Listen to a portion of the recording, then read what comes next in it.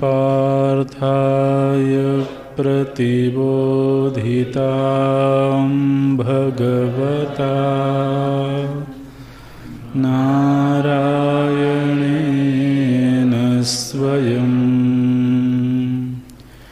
व्यासेन ग्रथितां पुराणमुनिना मध्ये महाभारतम्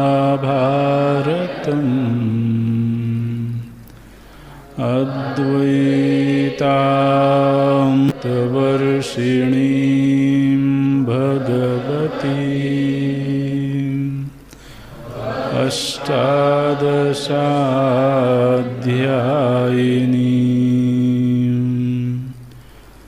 अम्ब त्वामनुसन्दधामि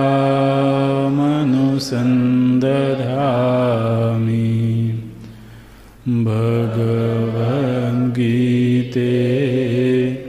भवद्वेषिणी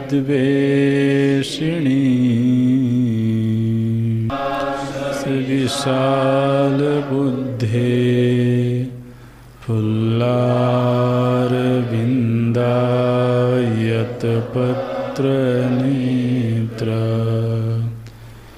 येन त्वया भारततैलपूर्णः प्रज्वालितो ज्ञानमयः प्रदीपः प्रपन्नपारिजाताय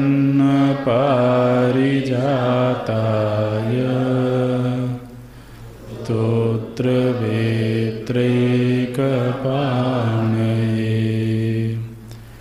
ज्ञानमुद्राय कृष्णाय गीतामृतदुहे नमः। सर्वोपनिषदो गावो दुग्धा गोपालनन्दना पार्थो वत्सः सुधीर्भोक्ता दुग्धं गीतामृतं महत् वसुदेवसुतं देवं कंसचाणूरमर्दनं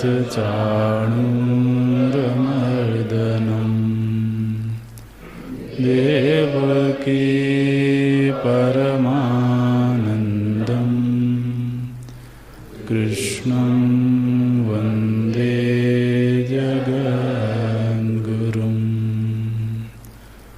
कृष्णं वन्दे जगद्गुरुम्।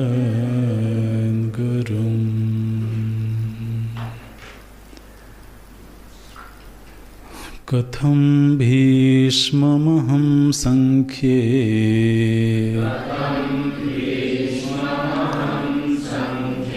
द्रोणं च मधुसूदना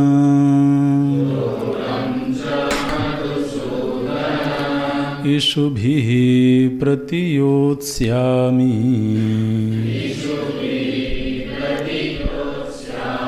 पूजार्हा वरिसूदन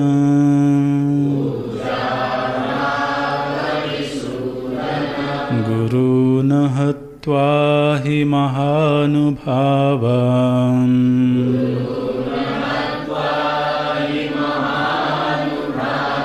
श्रेयो भोक्तुं भैक्ष्यमपीह लोके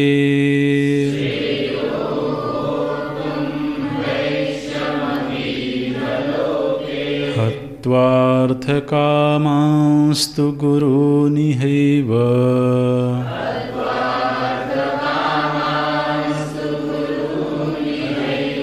भुञ्जीय भोगान् रुधिरप्रदिग्धान्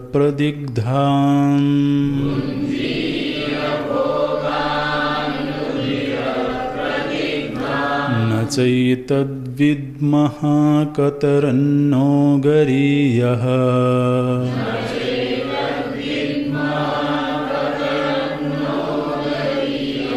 यद्वा जयेम यदि वा नो जयेयुः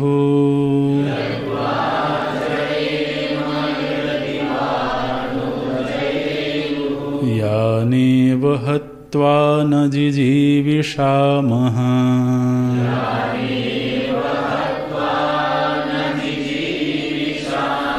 तेव स्थिताः प्रमुखे धार्तराष्ट्राः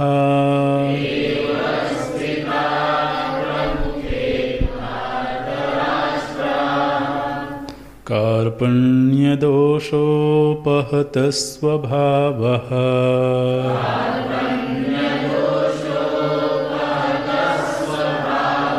पृच्छामि त्वां धर्मसम्मूढचेताः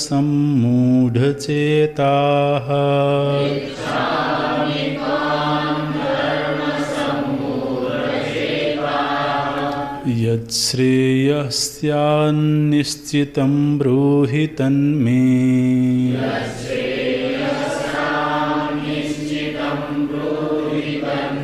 शिष्यस्तेऽहं शाधि मां त्वां प्रपन्नम्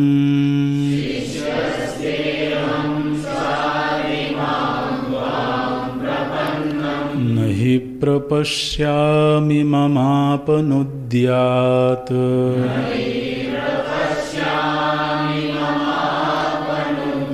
यच्छोकमुच्छोषणमिन्द्रियाणाम्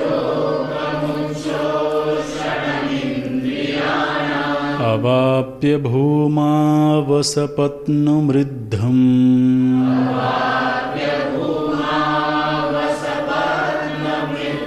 राज्यं सुराणामपि चाधिपत्यम्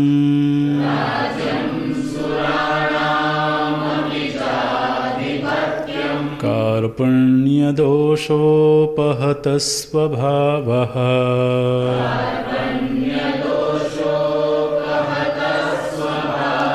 पृच्छामि त्वां धर्मसम्मूढचेताः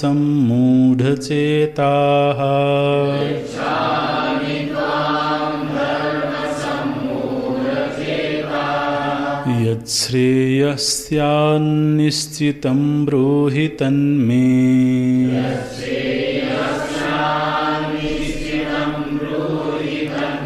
शिष्यस्तेऽहं शाधि मां त्वां प्रपन्नम्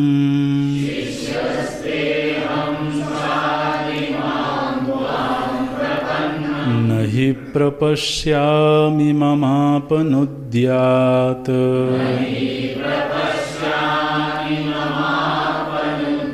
यच्छोकमुच्छोषणमिन्द्रियाणाम्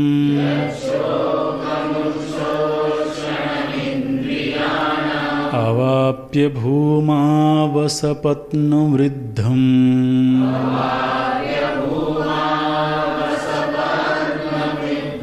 राज्यं सुराणामपि चाधिपत्यम्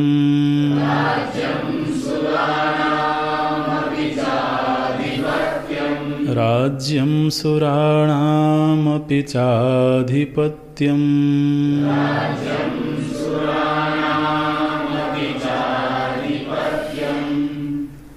अर्जुन के चित्त में जिस तरह का भावनात्मक परिणाम है, उसके प्रति संजय की दृष्टि है कि यह कृपा का आवेश है। भगवान कहते हैं ये कल्मश है। माने भगवान इस बात का निषेध नहीं करते हैं कि यह कृपा वृत्ति नहीं है। कृपा वृत्ति है, लेकिन चूंकि इसका काल और देश उचित नहीं है, इसलिए यही स्नेह वृत्ति तो कल्मश के रूप में उपलब्ध हो रही है। और कल्मश का अर्थ होता है, चित्त की मलिनता का अर्थ होता है जब वह विवेक के ऊपर पर्दा डालने का काम करे। चित्त की मलिनता माने क्या? माने क्रोध भी एक मलिनता है, काम भी मलिनता है, ईर्ष्या, द्वेष, अभिमान। जब वह सद्विवेक के ऊपर आवरण डालने का काम करे,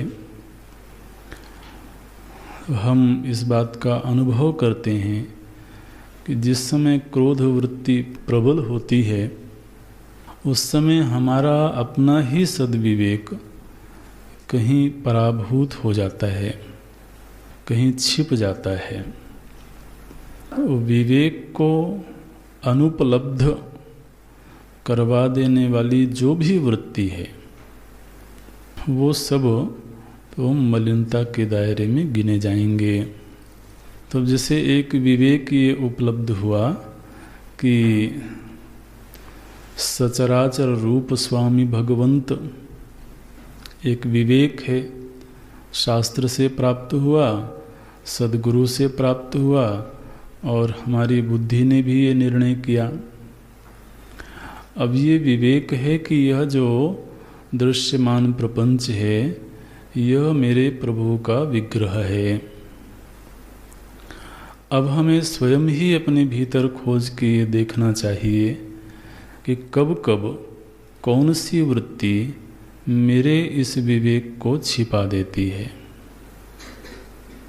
तो हम स्वयं इस बात की खोज कर पावेंगे कि हमारे अंदर चाहे वो अभिमान की वृत्ति हो, चाहे वो द्वेष की वृत्ति हो, ईर्ष्या की वृत्ति हो, माने कोई भी वृत्ति किसी संदर्भ में वो मंगलमयी हो सकती है, लेकिन यदि वह विवेक को तो पराभूत करने का काम करे तो वह मलिनता ही कहलाएगी, वह कल्मश ही है। और देखिए यहाँ पर श्रीमान अर्जुन इस बात को स्वीकार करते हैं। पहले उस श्लोक में स्वीकृति नहीं हुई।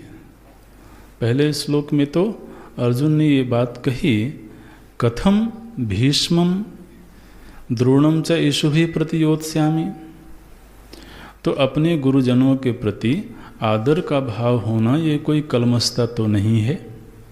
उन्हें प्रथम वक्तव्य से ऐसा लगता है कि मानो अर्जुन भगवान की कही हुई बात को स्वीकार करने को प्रस्तुत नहीं हो रहे हैं। जो कथम शब्द है एक प्रश्नवाचक चिन्ह खड़ा करता है। भगवान, इस उदात्त वृत्ति को आपने कल्मश कह दिया।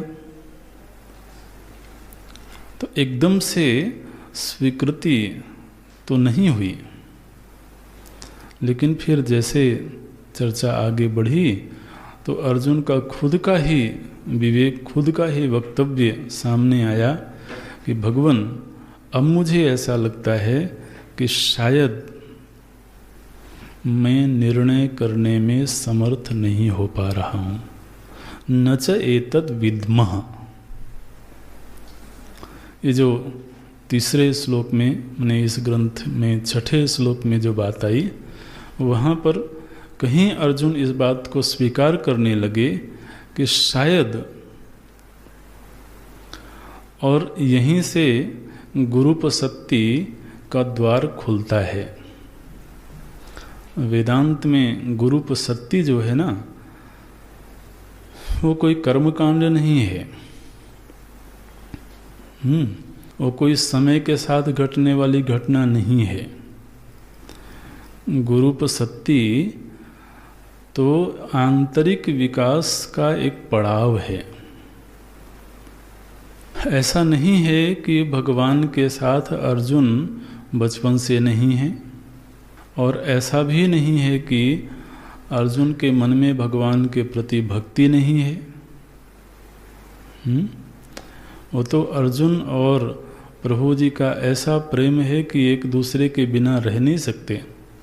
लेकिन आप देखिए कि शिष्य भाव की उपलब्धि अभी तक नहीं हुई थी। भक्ति होने पर भी, भगवान के प्रति समर्पित होने पर भी, सखा भाव होने पर भी, जो शिष्य भाव है, ये शिष्य भाव तो कोई आकस्मिक घटना नहीं है। एक समय आएगा जब अपने आप ये भाव आ जाएगा, ऐसा नहीं है। और कोई कर्मकांड संपन्न होगा और ये भाव आ जाएगा, ऐसा भी नहीं है। हमने जब अपने अंदर ये विवेक जगने लगे कि मैं अपने ही जीवन के विषय में शायद निर्णय लेने में समर्थ नहीं हो पा रहा हूँ, तब किसी विवेकी की आवश्यकता है। जब तक हमारे अंदर ये वृत्ति बनी हो कि मैं स्वयं ही विवेक करने में समर्थ हूँ, तब तक गुरुपसत्ति का द्वार नहीं खुलता है। मैंने कर्मकांड शब्द हमने जानबूझ करके बोला। कर्मकांड का मतलब है कि मानो हमने दीक्षा ले लिया, एक कर्मकांड संपन्न हो गया।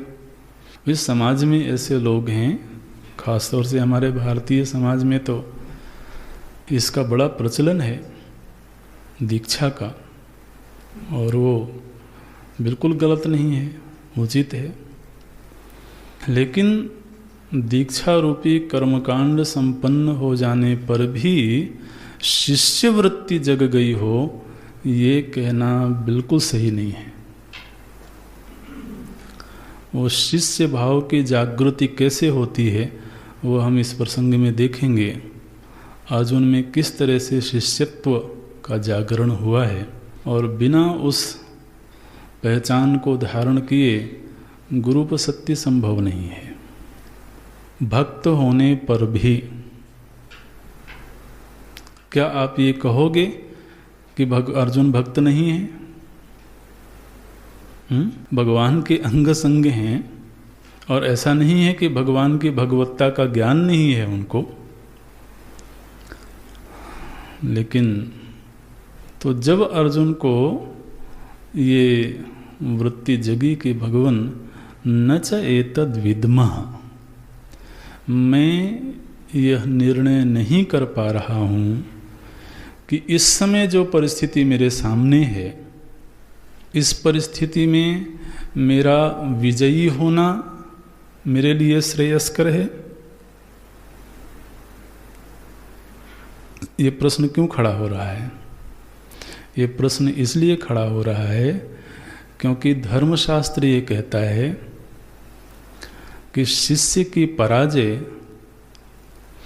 तब है जब वह गुरु के ऊपर जीतने की इच्छा रखता हो। अभी द्रोणाचार्य और भीष्म पितामह सामने हैं। शिष्य की विजय इस बात में है कि वह गुरु से पराजित हो जाए। अभी भगवान के प्रति नहीं, अभी गुरु द्रोणाचार्य और भीष्म पितामह के संदर्भ में बात हो रही है। अर्जुन को धर्मशास्त्र का ज्ञान है, और अर्जुन जानते हैं कि भीष्म पितामह से यदि मैं पराजित हो जाऊंगा तो मेरा पराजित हो जाना ही मेरी विजय है। बड़ों के सामने जीतना ये कोई विजय नहीं है, बड़ों के सामने पराजित हो जाना विजय है, बड़ों को जिता देना विजय है।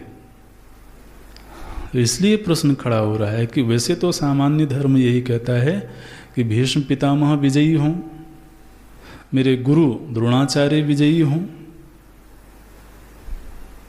और उनके विजयी होने में ही मेरी विजय है। उनका विजयी होना माने उनके विवेक का विजयी होना, उनकी योग्यता का विजयी होना। इसलिए भगवान मैं नहीं निर्णय कर पा रहा हूँ कि इस समय मैं विजयी होकर के कहीं पराजित ना हो जाऊं। और दूसरी तरफ मैं धर्म पक्ष का एक योद्धा हूं, एक जिम्मेदार योद्धा हूं। तो यदि मैं विजयी होता हूं तो धर्म की विजय होती,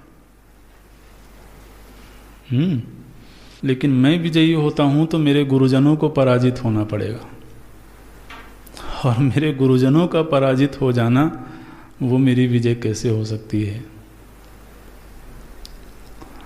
तो ये विचार के सूक्ष्मता पर यदि आपकी दृष्टि चली जाए तो बात समझ में आ जाएगी। इसलिए न च एतद् विद्मः, इसलिए मैं ये नहीं समझ पा रहा हूँ कि यद्वा जयेम, कि क्या मेरी विजय हो जाने पर, हम लोगों की विजय हो जाने पर श्रेय है, या कि फिर ये लोग मुझ पर विजयी हो जाएं इसमें श्रेय है। ऐसी स्थिति में आगे अर्जुन स्पष्ट कर देते हैं कि हम आखिर राज्य किसके लिए पाना चाहते हैं।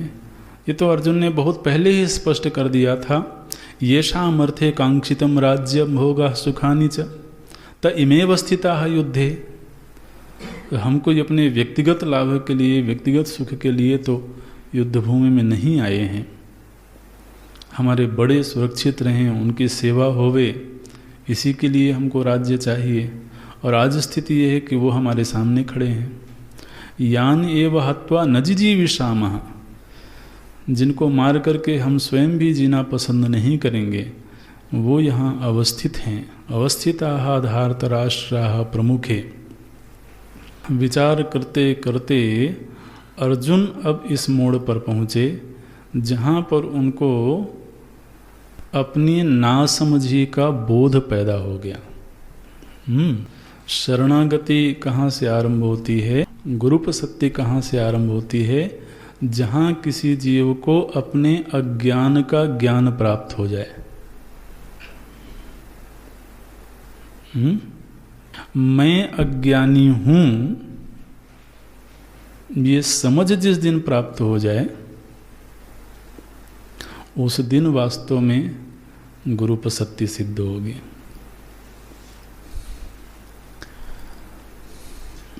ऐसे माने अज्ञानी है ये तो सिद्ध ही है, उसको सिद्ध नहीं करना है। लेकिन अज्ञानी हूं ये स्वीकृति, इसमें वक्त लगता है, बहुत वक्त लगता है। कई बार जीवन बीत जाता है और नहीं हो पाता है। तो क्या बोलते हैं अर्जुन? बोलते हैं, हे भगवान, मेरा जो स्वभाव है वो कार्पण्य दोष से उपहित हो चुका है। देखिए अगला श्लोक देखें। कार्पण्य दोषोपहत स्वभाव, स्वभाव मम स्वभाव। अर्जुन अपने विषय में बोलते हैं, आप श्लोक के शब्दों पर ध्यान देना।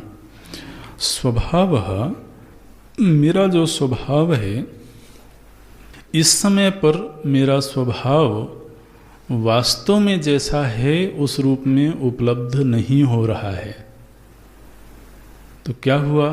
बोले मेरा स्वभाव कार्पण्य दोष से उपहित हो गया। कार्पण्य दोषोपहत, कार्पण्य दोष उपहतः, कार्पण्य दोष से उपहत मेरा स्वभाव हो गया है। और दूसरा, धर्म सम्मूढ़ चेताः, ये अर्जुन अपने विषय में बोल रहे हैं कि एक तो मेरा जो स्वभाव है वो कार्पण्य दोष से, कार्पण्य एक दोष है, उस दोष से मेरा जो स्वभाव है वो उपहत हो गया है। उपहत हो गया है माने स्वभाव के ऊपर कार्पण्य दोष की उपाधि लग गई। ये उपहत तो आप जानते हैं ना। तो उपहित है स्वभाव और उपाधि है कार्पण्य दोष। तो मेरा स्वभाव अभी जिस रूप में वो था उस रूप में उपलब्ध नहीं हो पा रहा है। इसके ऊपर एक दोष का आवरण चढ़ गया। दोष क्या है? कार्पण्य दोष। और दूसरा धर्म सम्मूढ़ चेता। अपने अज्ञान का बोध हो जाए तो महाराज ज्ञान का रास्ता खुलता है।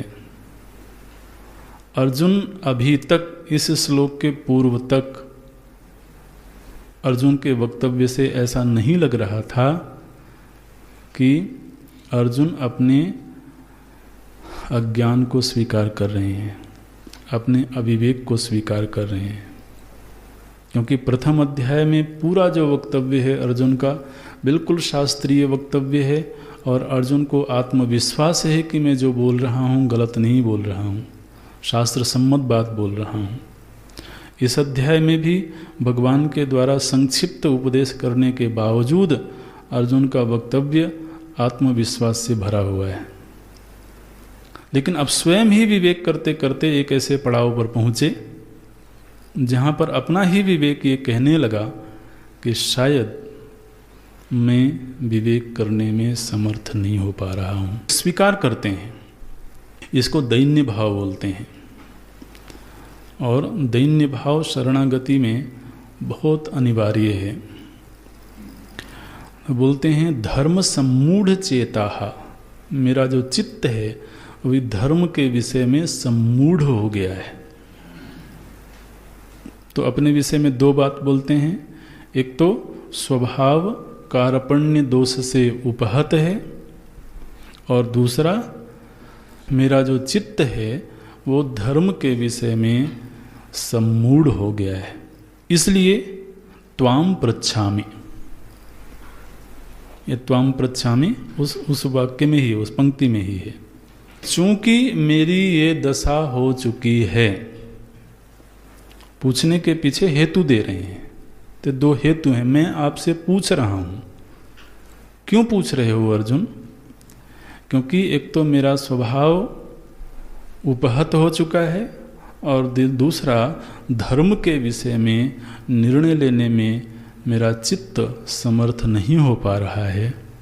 तस्मात् त्वाम पृच्छामि, इसलिए भगवान मैं आपसे पूछ रहा हूँ।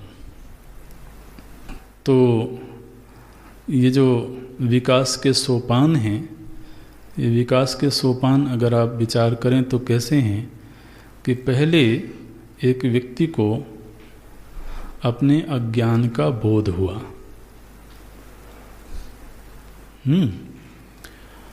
उसके बाद वो गुरु के पास में गया, गुरु प्रसत्ति की, और फिर तीसरे सोपान में आता है पृच्छामि, जिज्ञासा। तो अब अर्जुन कहते हैं त्वाम पृच्छामि। किम पृच्छामि? अब यहाँ पर ये गीता जी का प्रश्न सामने आ रहा है, आप सावधानी से देखना। अर्जुन का प्रश्न क्या है? अर्जुन ये कहते हैं कि धर्म के विषय में मेरी बुद्धि निर्णय नहीं कर पा रही है। लेकिन ध्यान देना, अर्जुन धर्म के विषय में प्रश्न नहीं कर रहे। प्रश्न क्या है? बोले यत् श्रेयः स्यात् तन्मे ब्रूहि। बस इतना ही प्रश्न है। यत् श्रेयः स्यात् तत् मे ब्रूहि। ये जिज्ञासा है, मूल जिज्ञासा है, जिससे श्रेय की प्राप्ति होवे। यत् श्रेयः, यत् श्रेयः का विच्छेद हो जाएगा, तो यत् श्रेयः स्यात्, जिससे श्रेय की प्राप्ति हो सकती है, तत् में, ये तन में है ना, इसका विच्छेद होके बनेगा तत् मे ब्रूहि। भगवान, आप मुझे केवल और केवल श्रेय के विषय में बताइए। ध्यान देना, अर्जुन ने ये नहीं पूछा कि आप ये बताइए कि मैं लड़ूं कि नहीं लड़ूं। उन्होंने ये नहीं पूछा कि मैं विजयी हूं कि पराजित हूं। उन्होंने ये नहीं पूछा कि मेरा धर्म क्या है, अधर्म क्या है।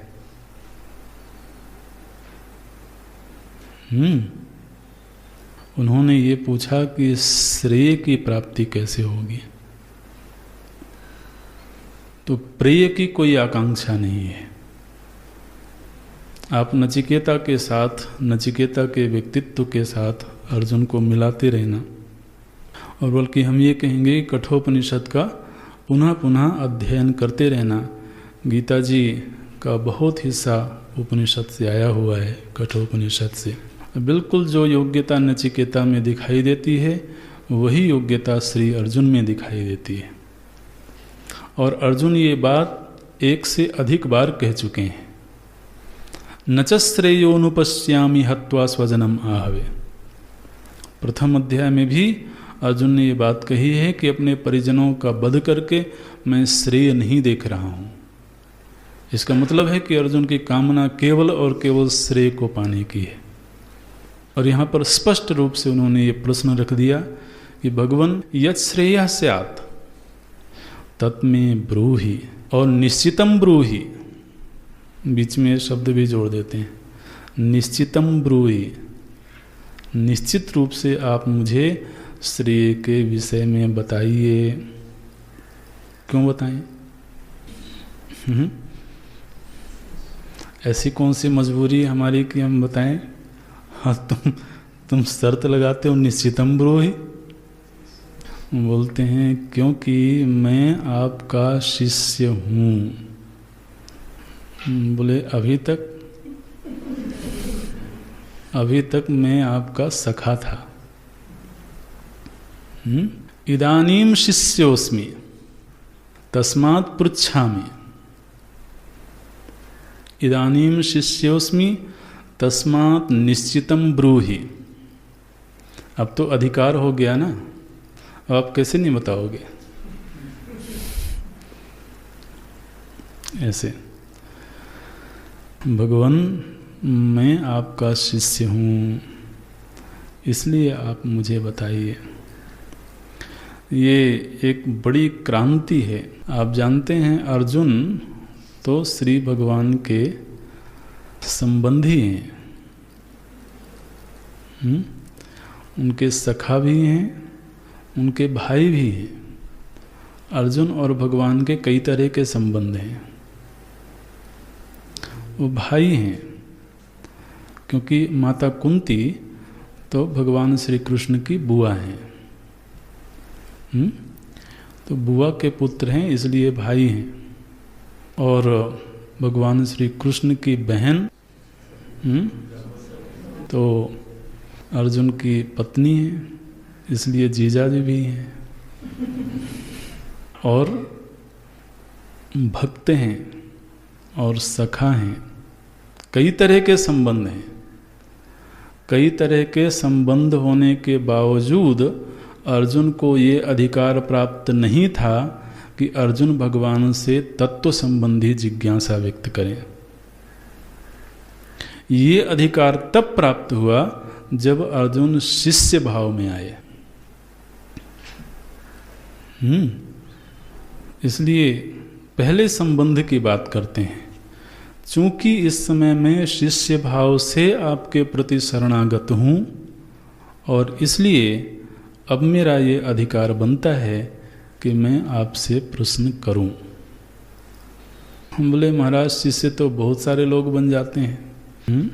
चेला बनने में कोई बहुत बड़ी चीज़ थोड़ा लगती है। टीवी में देख के भी चेला बन जाते हैं, पुस्तक में पढ़ के भी बन जाते हैं। बोले केवल शिष्य ही नहीं हूँ, आगे क्या बोलते हैं, त्वाम प्रपन्नम, एक और कोटि उसमें जुड़ गई कि मैं आपके प्रति शिष्य भाव से उपस्थित हूँ और आपके प्रति मैं प्रपन्न हूँ। तो यहाँ पर प्रपत्ति भी है, गुरुपसत्ति है, और शिष्य बन गए हो, इसका प्रमाण क्या है? माने शिष्य बन गए तो कैसे सिद्धि होगी कि शिष्य बन गए? शिष्य बन गए माने क्या? जब यह निश्चय हो जाए, अपनी बुद्धि में निश्चय हो जाए कि अब आप मेरे ऊपर शासन करो। क्या बोलते हैं? शाधि माम। एक एक शब्द महाराज बड़े महत्व के हैं। ये एक तरह की सिद्धि है, ये जीवन में आ जाए, ये बड़े सौभाग्य की बात है। शिष्य हो गए माने क्या बोलते हैं? जब अंदर ये वृत्ति जग जाए कि अब आप मेरे ऊपर शासन करिए। शाधि माम, शाधि माम के दो अर्थ होते हैं। एक तो आप मुझे शिक्षित करिए और दूसरा मुझ पर शासन करिए। माने बात यह है कि जब तक हमारे बुद्धि में किंचित मात्र भी गौरव भाव बना हुआ है, गौरव भाव का अर्थ क्या होता है? कि मैं बुद्धिमान हूँ, मैं बड़ा हूँ, मैं समझदार हूँ, तब तक शिष्य भाव की सिद्धि नहीं है। माने हर केवल आध्यात्मिक दृष्टि से नहीं। बोले नहीं, आप आध्यात्मिक दृष्टि से हमारे ऊपर शासन करिए, व्यवहार में तो हम बहुत कुशल हैं। नहीं, शाधि माम का अर्थ है कि अब मैं तृणवत, ये तो प्रपत्ति, जब प्रपत्ति शास्त्र का अध्ययन करेंगे तो वहाँ पर ऐसे बात कही जाती है महाराज, जैसे एक तिनका पड़ा होता है ना, घास का तिनका पड़ा होता है, ऐसे जब कोई समर्पित हो जाए, चैतन्य महाप्रभु जी बोलते हैं तृणादपि सुनीचेन, तृण से भी नीचे अपने आप को जब समझने लगे कोई। भागवत श्रवण के विषय में ये बात कहेगी, बोलते हैं विश्वासो गुरुवाक्येषु स्वस्मिन् दीनत्व भावना। भागवत श्रवण का अधिकारित्व तो कैसे प्राप्त होता है? बोले एक तो गुरु के प्रति संपूर्ण भरोसा, और दूसरा स्वस्मिन् दीनत्व भावना।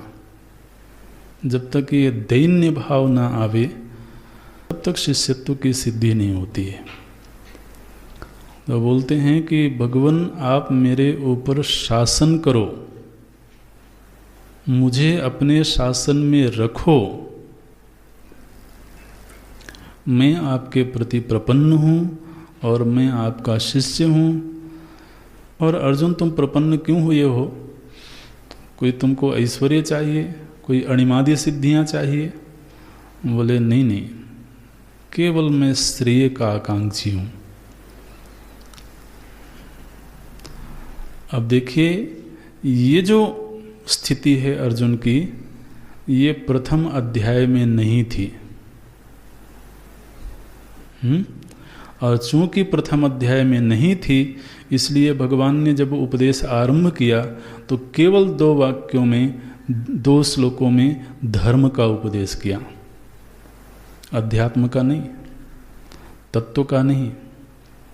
आरंभ के जो 2 श्लोक हैं भगवान के, उसमें कोई तत्वोपदेश नहीं है, उसमें तो केवल धर्म व्यवहार की बात कही उन्होंने। अनार्य जुष्टम अस्वर्ग्यम अकीर्तिकरम, इन चीज़ों का विवेक करते हुए व्यवहार करना चाहिए। माने ये ऐसा अध्यात्म का विज्ञान है, ये गुरु के अंदर गुरुत्व भाव की सिद्धि भी शिष्य ही करता है। नहीं तो एक संत हैं, वो विद्वान हैं, ज्ञानी हैं, लेकिन वो तो शिष्य ही है जो कहता है कि अब आप गुरु बनो। भगवान अभी तक गुरु नहीं बने हुए थे, भगवान तो अभी तक सारथी बने हुए थे। वे सारथी बन के ही आए हैं ना। और सारथी अगर विवेकी है तो थोड़ी सी समझ की बात कर देगा। इसलिए भगवान की पहचान तो अभी तक एक सारथी के रूप में है। और अर्जुन ने आज्ञा दिया कि मेरा रथ आप मध्य में ले चलिए, और जो आज्ञा कह के भगवान ले गए रथ को। लेकिन वहाँ कोई गुरु नहीं बने भगवान। और जब अर्जुन ने कहा कि नहीं, अब मैं आपका शिष्य हूँ, इस समय ना मैं आपका सखा हूँ, न भाई हूँ, न संबंधी हूँ, इस समय मेरी केवल और केवल एक ही पहचान है कि मैं शिष्य भाव से आपके प्रति शरणागत हूँ। और मैं आपसे अपेक्षा करता हूँ कि आप मेरी बुद्धि पर शासन करिए, आप मेरे विवेक पर शासन करिए। साधिमाम, ये बड़े महत्व का शब्द है। साधिमाम के बिना शिष्यत्व की सिद्धि नहीं हो सकती। बोलते हैं शिष्यस्ते अहम त्वाम प्रपन्नम, इसलिए मेरे ऊपर शासन करिए, और यश्रेयः स्यात्, जो भी मेरे लिए श्रेय का साधन बने वो आप मुझे बताइए। नचिकेता ने जब तीसरा प्रश्न पूछा था, जो मूल प्रश्न था कठोपनिषद का, तो उस प्रश्न को सुनकर के यमाचार्य जी ने यही कहा था कि मुझे ऐसा समझ में आ रहा है कि तुम केवल श्रेय के आकांक्षी हो, तुम केवल श्रेय पाना चाहते हो। ये जो पहला वरदान है वो तो अपने परिजनों के लिए मांगा, पिता के तोष के लिए। दूसरा जो वरदान है वो लोक कल्याण के लिए मांगा, अग्नि विद्या। लेकिन जो तृतीय वरदान है अन्यत्र धर्मात् अन्यत्र अधर्मात्, तो ये जो तृतीय वरदान है वरस्तु में वर्णीय सैव, ये श्रेय की आकांक्षा है। तो यही तुम चाहते हो ऐसा लगता है। और यहाँ अर्जुन स्वयं अपने मुख से कह देते हैं कि मेरे इस शौर्य का, मेरे इस पराक्रम का कोई बहुत लाभ नहीं है यदि मैं श्रेय के मार्ग में आगे नहीं बढ़ूँ तो। इसलिए मेरा जो समर्पण है, मेरा जो निर्णय है वो केवल श्रेय की प्राप्ति के लिए है। और भगवान आप मुझे वो रहस्य बताइए जिससे श्रेय की प्राप्ति होती है। अर्जुन, तुम श्रेय क्यों पाना चाहते हो? वो वीर हो तुम, समर्थ हो तुम, माने तुम विश्व विजयी हो सकते हो, तुम्हारे अंदर ऐसी योग्यता है, ऐसी सामर्थ्य है। तो ऐसी सामर्थ्य होने पर भी तुम श्रेय की कामना क्यों कर रहे हो? तुम किसी के शासन में रहने की इच्छा क्यों कर रहे हो? तुम स्वयं इतने समर्थ हो कि तुम स्वयं दुनिया पर शासन कर सको। अब ये जो शरणागति हुई है एक किसी लुंज पुंज व्यक्ति की नहीं है, ये किसी साधारण व्यक्ति की शरणागति नहीं है। ये वो व्यक्ति है जो स्वयं शासन कर सकता है, उसके पास इतनी योग्यता है। तो बोलते हैं कि क्योंकि मेरे चित्त में दो दोष आ गए हैं। क्या है? एक तो कार्पण्य दोष और दूसरा धर्म सम्मूढ़ चेता। एक कार्पण्य दोष क्या है? तो देखिए, कृपणता से तो आप परिचित ही होंगे। तो कृपण होना माने हमारे पास कोई धन उपलब्ध है और उपलब्ध धन का ना तो हम अपने उपभोग के लिए उपयोग करें और ना ही दूसरों के लिए उपयोग करें। कृपणता क्या है? चमड़ी जाए तो जाए, दमड़ी न जाए। कृपणता यही है ना। और थोड़ा सा भी अगर कहीं धन हानि की संभावना दिखे, बोले यार ये तो बड़ा मुश्किल काम है, भूखे रह जाएं तो रह जाएं, कोई बात नहीं, जेब से नोट नहीं निकलना चाहिए। तो किंचित भी धन की हानि में जो भीतर पीड़ा होती है तो वो कृपणता का लक्षण है। उपलब्ध धन, अब धन किसी के पास में है नहीं तो उसको क्या कृपण कहेंगे, वो तो दरिद्र है ना। कृपण तो तब कहलाएगा जबकि धन उपलब्ध है, लेकिन उस उपलब्ध धन का ना तो अपने लिए उपयोग कर पा रहा, जबकि उपयोग करना जरूरी है।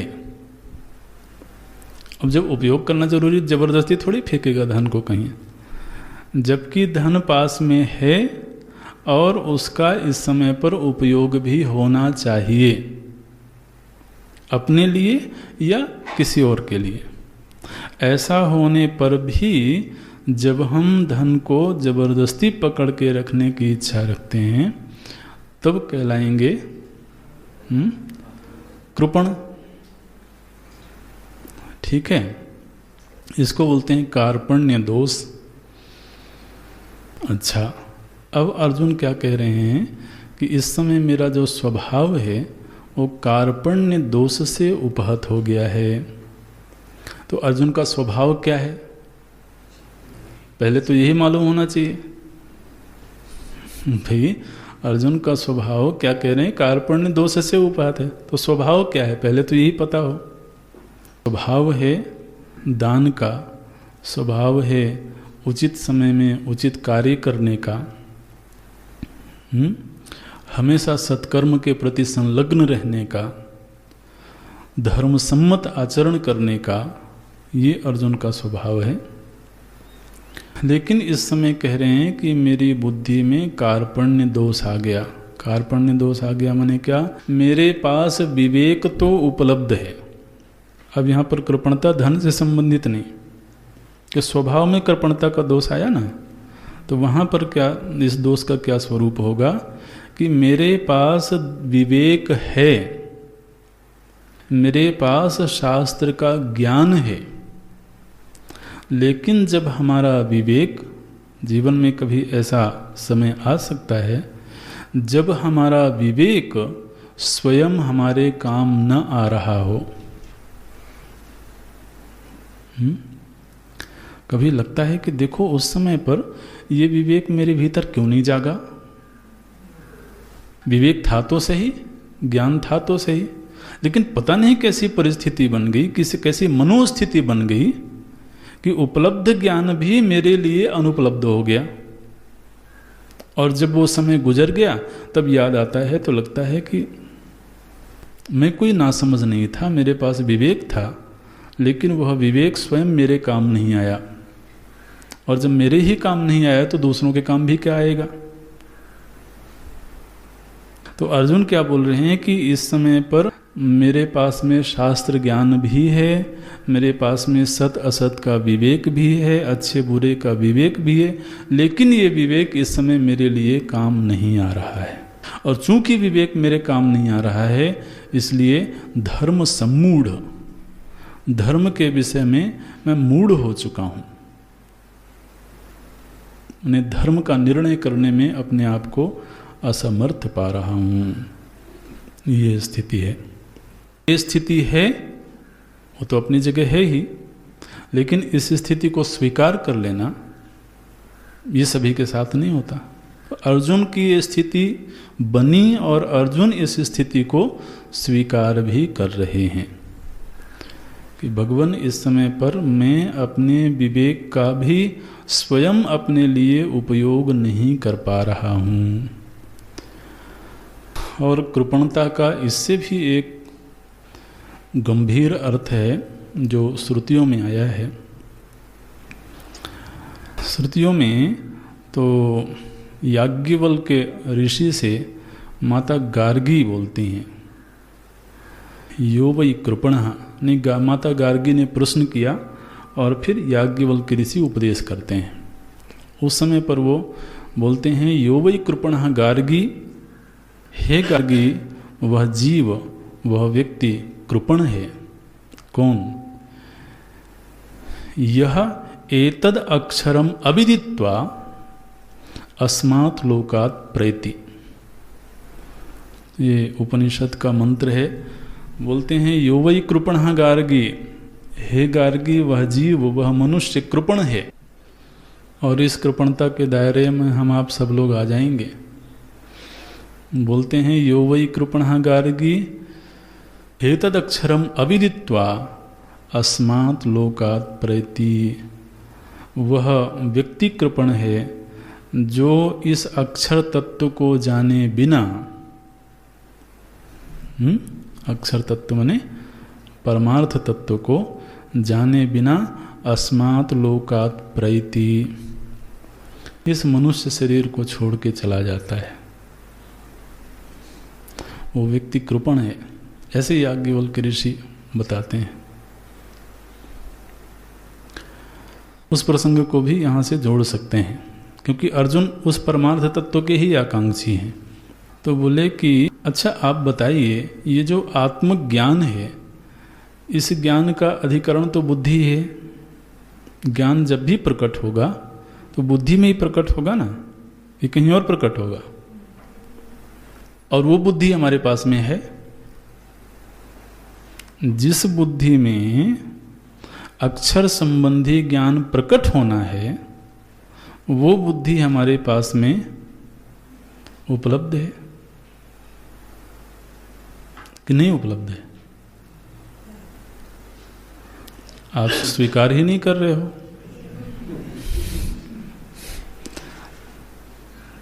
मैंने कृपणता के दोष से अपने आप को बचाए रखना चाहते हो। अरे चाहे जितना बचाओ महाराज, भीतर से मालूम है। तो बुद्धि हमारे पास में उपलब्ध है और उस बुद्धि में ही तो ज्ञान प्रकट होगा। तो जिसकी बुद्धि में ज्ञान प्रकट हुआ है वो बुद्धि कुछ अलग ढंग से बनी हुई थी क्या? बुद्धि की बनावट तो वैसी की वैसी ही है। तो माने हमें बुद्धि की प्राप्ति है और बुद्धि की सबसे बड़ी सफलता तत्व ज्ञान में है। बुद्धि माने की सफलता मुख्य रूप से तत्व ज्ञान में ही है।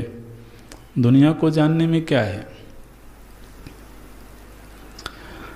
ऐसी बौद्धिक सामर्थ्य उपलब्ध होने के बावजूद हम जीवन पर्यंत उस सामर्थ्य का प्रयोग नहीं कर पाए और जीवन छूट गया, तो कृपण नहीं कहलाएंगे?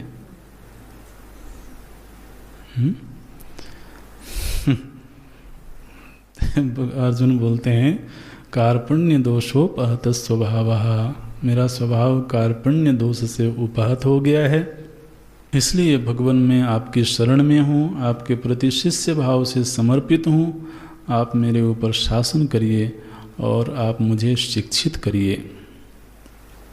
अर्जुन तुम इस तरह से शरणागत क्यों हो रहे हो, इस तरह से दीन क्यों हो रहे हो?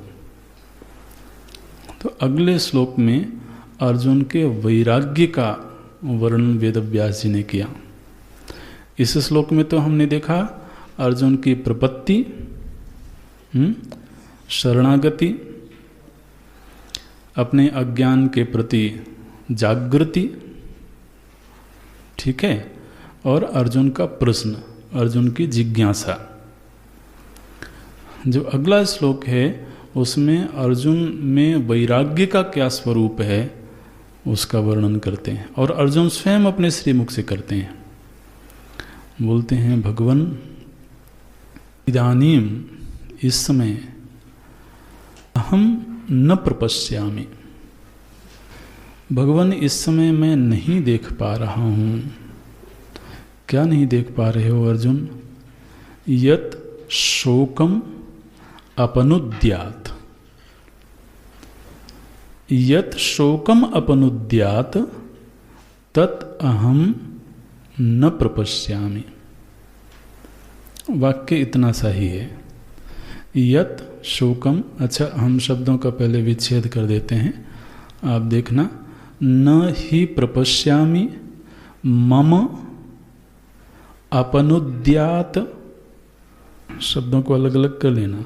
मम अपनुद्यात यत शोकम उच्छोषणम इंद्रियाणाम। हर शब्द का पृथक्करण हो गया। मम अपनुद्यात यत शोकम उच्छोषणम इंद्रियाणाम। ये सारे शब्द पृथक पृथक हो गए। अब अन्वय कैसे करेंगे? तो मम शोकम, मेरा जो शोक है वो कथम अपनुद्यात, उस शोक का निवारण कैसे होगा ये नहीं प्रपश्यामि, निश्चित रूप से मैं नहीं देख पा रहा हूँ। मेरे शोक का निवारण कैसे हो सकता है ये मैं नहीं देख पा रहा हूँ। स्पष्ट हो गया? वो शोक कैसा है, क्यों तुम शोक का निवारण क्यों करना चाहते हो? शोक के होने में ऐसी समस्या क्या है? क्योंकि यह जो शोक है यह इंद्रियाणाम उच्छोषणम शोकम, ये शोक का विशेषण बता रहे हैं। इंद्रियाणाम उच्छोषणम, ये जो शोक है, मैं शोक का निवारण इसलिए खोज रहा हूं क्योंकि यह शोक मेरी इंद्रियों को, मेरे इंद्रियों के सामर्थ्य को नष्ट कर रहा है। इंद्रियाणाम उच्छोषणम, उच्छोषणम का अर्थ होता है नष्ट करना, सुखा देना। तो इंद्रियाणाम उच्छोषणम, इंद्रियों के तेज को नष्ट कर रहा जो शोक है, और वह शोक मेरे भीतर है, इसलिए मम शोकम। कीदृशः शोकम?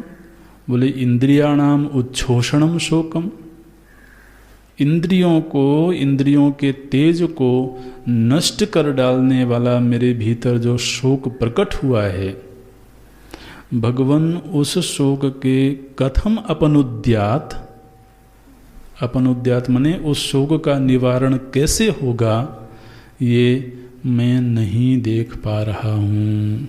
मने मुझे वो कोई साधन नहीं मिल रहा है, मुझे वो कोई तरीका नहीं मिल रहा है जिससे कि मैं अपने भीतर पैदा हुए शोक का निवारण कर सकूं। शोक के रहने में दोष क्या है? बोले महाराज आज के दिन यह जो शोक है ये मेरे इंद्रियों के तेज को सुखाए दे रहा है। तो आप देखिए, ये हम आप भी अनुभव करते हैं, जब हमारे भीतर किसी भी बात को लेकर के शोक पैदा होता है उस समय हमारा जो इंद्रियक तेज है वो कहीं कमज़ोर होता मालूम पड़ता है। जब कोई शोकग्रस्त व्यक्ति हो ना तो महाराज उसको दिखना कम हो जाता है, उसकी वाणी में जो तेज है वो क्षीण हो जाता है। और अर्जुन में भी देखा, वे पथुस्त शरीरे में रोम हर्षस्त जायते गांडीवम स्रंसते हस्ता त्वक्षैव परिदह्यते। जो वीर अर्जुन है उसके अंग शिथिल हो रहे हैं, उसका इंद्रियक सामर्थ्य घट रहा है, और ये सब किस लिए हो रहा है? शोक की वजह से। और उस शोक के निवारण का उपाय मुझे दिख नहीं रहा है। तो इंद्रियाणाम उच्छोषणम यत शोकम, इंद्रियों को सुखा डालने वाला यह जो शोक है ये कथम अपनुद्यात, इस शोक का निवारण कैसे किया जाए ये मुझे समझ में नहीं आ रहा है। अर्जुन तुम तो इतने बड़े वीर हो, तुम तो स्वर्गलोक की यात्रा भी सशरीर कर सकते हो। आपको मालूम है अर्जुन को स्वर्ग की यात्रा करने के लिए मरने की जरूरत नहीं है।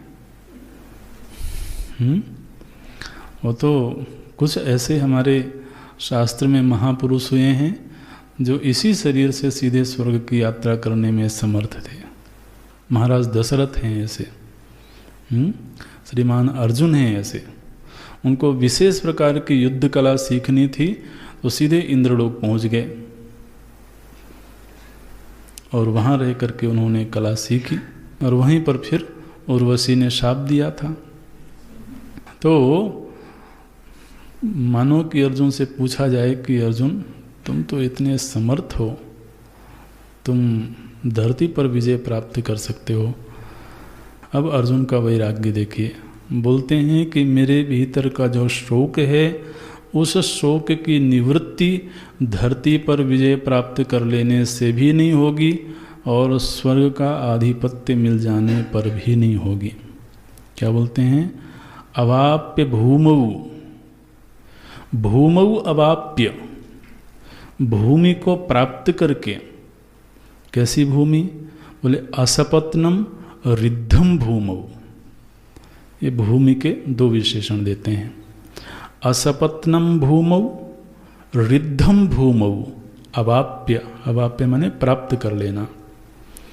तो मुझे ऐसी भूमि प्राप्त हो जाए, भूमि माने धरती, धरती का ऐसा साम्राज्य प्राप्त हो जाए जो धरती असपत्नम, असपत्नम का अर्थ है शत्रुओं से रहित, सपत्न का अर्थ होता है शत्रु सहित। तो ऐसा साम्राज्य प्राप्त हो जाए जिसका और कोई प्रतियोगी ना हो, तो बड़ी बात है ना। कोई दूसरा और राजा बनने का अधिकारी ना हो, एक क्षत्र साम्राज्य प्राप्त हो। तो ऐसी धरती मिले जो असपत्न हो, जो विरोधियों से रहित हो। अच्छा, विरोधियों से रहित धरती मिल गई, लेकिन बंजर हो तो क्या बोलते हैं? रिद्धम। ऐसी धरती का साम्राज्य मिले जिसमें मेरा कोई दुश्मन भी ना हो और वह जो धरती है वह ऐश्वर्य से संपन्न हो। रिद्धम का अर्थ होता है, रिद्धम में सम उपसर्ग लगा दीजिए तो क्या बनेगा? समृद्धि, ऐसे बनता है। तो उसमें मूल शब्द रिद्धम है। रिद्धम का अर्थ होता है ऐश्वर्य। तो ऐश्वर्य संपन्न भूमि हो और प्रतियोगियों से रहित भूमि हो, ऐसी भूमि का साम्राज्य मुझे प्राप्त हो जाए। और ध्यान रखना, ये अर्जुन का केवल ख्याल नहीं है। हम भी खड़े होकर बोल सकते हैं कि ऐसी धरती हमको प्राप्त हो जाए। अरे जरा प्राप्त करके तो दिखाओ, 1 इंच भूमि तो मिलने से रही। लेकिन अर्जुन वो महापुरुष हैं जो ऐसा कर सकते हैं। वो बोलते हैं कि ऐसी धरती प्राप्त हो। बोले अच्छा, धरती में समाधान नहीं दिखता है और स्वर्ग मिल जाएगा। आप तो इतने समर्थ हैं, इतने बड़े सत्कर्मी हैं कि आपको स्वर्ग मिल जाएगा, और आपकी ऐसी योग्यता है कि स्वर्ग ही नहीं बल्कि स्वर्ग का आधिपत्य भी मिल जाएगा। बोलते हैं सुराणाम अपि च आधिपत्यम राज्यम, सुराणाम अपि राज्यम। देवताओं का जो राज्य है अमरावती है, वहाँ का राज्य मिल जाए। और किस रूप में? बोले आधिपत्यम, वहाँ का आधिपत्य प्राप्त हो जाए। ऐसा होने पर भी ये 2 बातें हो गई, या तो धरती का साम्राज्य प्राप्त हो जाए और या तो स्वर्ग का साम्राज्य प्राप्त हो जाए। ऐसा होने पर भी, अब ऊपर की पंक्ति में जाएंगे, नहीं प्रपश्यामि, मुझे अपने शोक के निवारण का उपाय दिखाई नहीं देता है। ये महाराज वैराग्य की प्रखरता है, और ये विवेकजन्य वैराग्य है। ये कोई भावुकता में पैदा हुआ वैराग्य नहीं है। ये अब यहाँ पर जो अर्जुन का व्यक्तित्व है वो केवल एक योद्धा के रूप में मत देखना। यहाँ पर जो अर्जुन का व्यक्तित्व प्रकट हुआ है वो एक आध्यात्मिक साधक के व्यक्तित्व के रूप में प्रकट हुआ। अब इस समय पर जो युद्ध भूमि का बैकग्राउंड है वो पीछे छूट गया। इस समय योद्धा की जो पहचान है वो पीछे छूट गई। अब यहाँ से योद्धा वाली कोई भूमिका नहीं है। अब यहाँ पर एक जिज्ञासु शिष्य है, गुरु के प्रति शरणागत शिष्य है, विधिवत तरीके से गुरुपसत्ति हुई है, और इसलिए अब यहाँ से कोई युद्ध संबंधी चर्चा नहीं होगी, कोई धर्म संबंधी चर्चा नहीं होगी, अब तत्वोपदेश होगा। इसलिए गुरुपसत्ति के लिए शिष्य कि पहचान धारण करने के लिए वास्तव में कोई देश काल आदि की कोई भूमिका है नहीं। हमने आरंभ में ही चर्चा किया था कि लोग कहते हैं कि युद्ध भूमि में ऐसी चर्चा कैसे हो सकती है। अरे ऐसी चर्चा के लिए भूमि की अनिवार्यता नहीं है, शिष्यत्व भाव के पैदा होने की अनिवार्यता है। वो चाहे कहीं भी हो जाए। तो रात्रि में श्री लक्ष्मण जी उपदेश करते हैं निषाद राज को, तो अर्जुन बोलते हैं कि नहीं प्रपश्यामि, ऐसी उपलब्धि होने पर भी, जिस उपलब्धि के लिए महाराज, अरे ये उपलब्धि तो बहुत बड़ी चीज़ है, कोई कल्पना भी नहीं करता होगा ऐसी उपलब्धि की।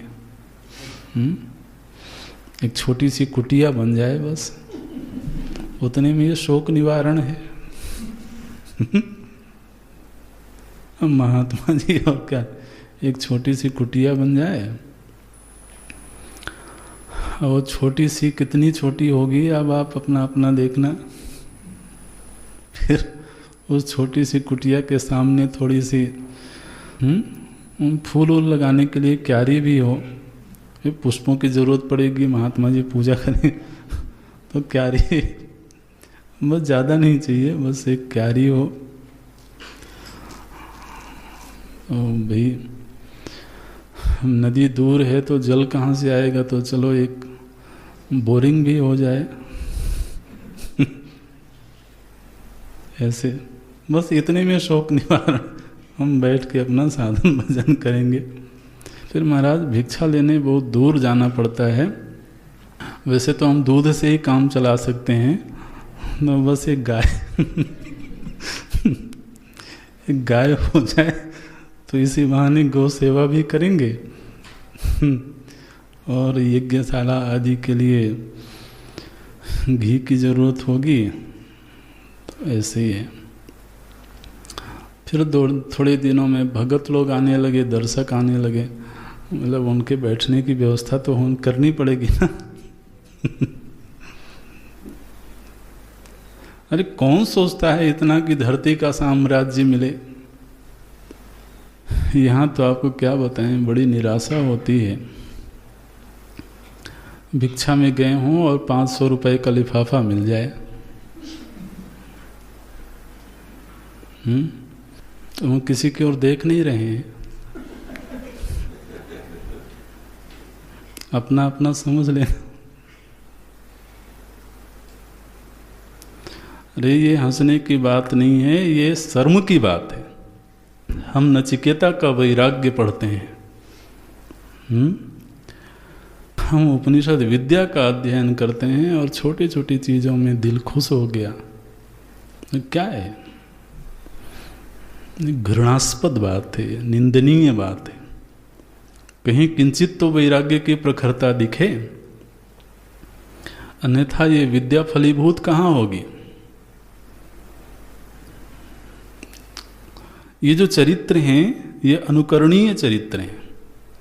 अपने आप को आत्मविश्लेषण करना चाहिए कि इन चरित्रों के सामने हम कहाँ ठहर रहे हैं। बोलते हैं शोक का निवारण मुझे दिखाई नहीं देता है। हमारे अंदर प्रवृत्ति का क्या स्वरूप है, शिष्य भाव की क्या स्थिति है। ये शास्त्र आखिर पढ़े किस लिए जाते हैं। भाई अर्जुन के जीवन में तो घटना घटी और उन्हें जो पाना था वो मिल गया। हम क्यों पढ़ रहे हैं उनके चरित्र को। हम इसलिए पढ़ रहे हैं क्योंकि वो हमारे जीवन के लिए कहीं पाथेय है, मार्गदर्शक का काम करता है। तो स्वयं आत्मचिंतन के लिए प्रसंग हैं ये। कहीं थोड़ा बहुत वैराग्य की जागृति हो जाए, कुछ कदम आगे बढ़ जाएं, तो इन प्रसंगों का अध्ययन सार्थक है। तो बोलते हैं भगवन् नहीं प्रपश्यामि ममापनुद्यात् यच्छोकमुच्छोषणमिन्द्रियाणाम् अवाप्य भूमा वसपत्नम वृद्धम राज्यम सुराणामपि चाधिपत्यम तस्मात् त्वां पृच्छामि। ये फिर से ऊपर की ओर जाएंगे कि मैं आपसे प्रश्न क्यों कर रहा हूँ, मैं श्रेय संबंधी जिज्ञासा क्यों कर रहा हूँ, क्योंकि मुझे ऐसा लगता है कि बिना श्रेय की प्राप्ति के विवेक कहाँ तक जाना चाहिए कि भाई प्रेय की गति यहीं तक है। शोभनतम परिस्थिति जो हो सकती है, वो शोभनतम परिस्थिति क्या हो सकती है? देवलोक का साम्राज्य मिल जाए। ये प्रेय का उच्चतम स्वरूप है। लेकिन प्रेय के श्रेष्ठतम स्थिति को प्राप्त करके भी मुझे शोक का निवारण नहीं दिखाई देता है, नहीं दिखाई देता है। अर्जुन ये नहीं कह रहे हैं कि मैंने वो सब भोगा है। हर चीज भोग करके ही नहीं समझी जाती है कि मैं तो तब विरक्त होऊंगा जब पहले भोग के देखूंगा कि इसमें सुख है कि नहीं। ये तो बात ऐसी हो गई कि सांप विषैला है, मैं नहीं मानूंगा। कैसे मानोगे? समझ रहे हो ना? तो हर चीज को पहले भोगा जाए तब उससे वैराग्य होगा, ऐसी कोई अनिवार्यता नहीं है। और वैराग्य विवेक का परिणाम होना चाहिए। तो बोलते हैं मुझे ऐसा नहीं दिख रहा है, माने अपने विवेक की ओर संकेत कर रहे हैं। तो विवेक भी दिखाई दे रहा है, वैराग्य भी दिखाई दे रहा है, और इन अधिकारित्व के साथ गुरुपसत्ति, और गुरुपसत्ति के बाद जिज्ञासा। जिज्ञासा में भी कोई लाग लपेट नहीं है, सीधे सीधे जो मुख्य प्रश्न करना है, यह श्रेय स्यात् तन्मे ब्रूहि। जो भी मेरे श्रेय का साधन होगा, क्योंकि मैंने अब तक ऐसा समझा है, ऐसा सुना है कि जब तक श्रेय की प्राप्ति नहीं हो जाती है तब तक आत्यंतिक शोक की निवृत्ति नहीं हो सकती। और मुझे क्षणिक शोक की निवृत्ति नहीं चाहिए, मुझे ऐसे शोक की निवृत्ति चाहिए जो हमेशा के लिए घटित होवे। और वो तभी हो सकता है जब श्रेय की प्राप्ति होगी। तस्मात् यत् श्रेया स्यात् तत्मे निश्चितम ब्रूहि। इसलिए भगवान आप मुझे श्रेय का उपदेश करिए। यहाँ पर अर्जुन में पूरी योग्यता, पूरा शिष्यत्व भाव प्रकट हुआ है। और ये माने स्विच ऑन कर दिया गया। आचार्य के चित्त में ब्रह्म विद्या है, भगवान तो विद्या स्वरूप हैं, भगवान के हृदय में वो विद्या है, लेकिन वो मुखारविंद में कैसे प्रकट हो?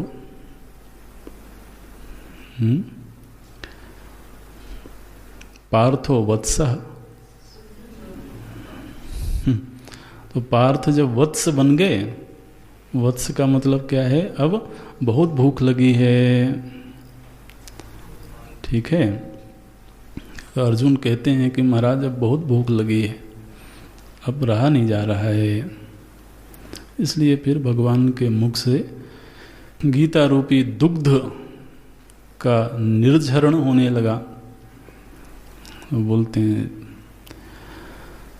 यहाँ पर शरणागति हुई। और फिर आगे संजय बताते हैं कि ऐसा कह के भगवान के सन्मुख तो अर्जुन शांत हो गए और फिर भगवान का उपदेश आरंभ हुआ।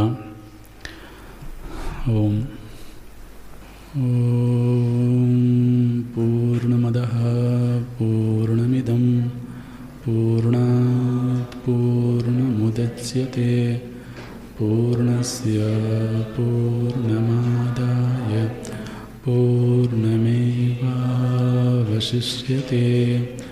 ओम शांति शांति शांति।